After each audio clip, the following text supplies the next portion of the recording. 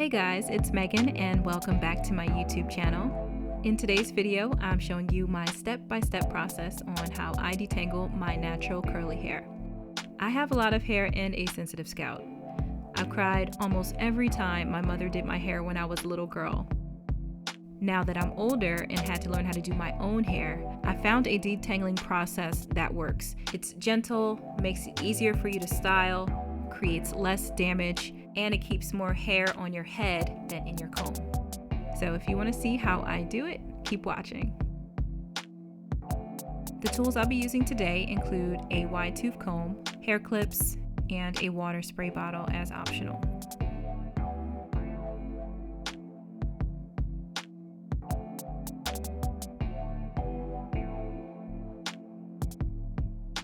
If your hair is dry and brittle and it starts to hurt a little bit, one thing that you can do is take a spray bottle and fill it up with some spring water or regular water, and you can spray your hair as you go. So that way your hair is not as brittle and not as susceptible to breaking if you are heavy-handed or if you tend to detangle your hair a little bit harsher than it probably needs to.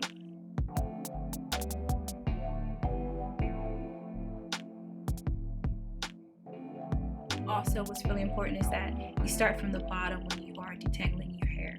Never start from the top because there's oftentimes too much resistance, especially if your hair is very thick at the core, very thick near your scalp. You want to take your time and work your way from the bottom up, like this.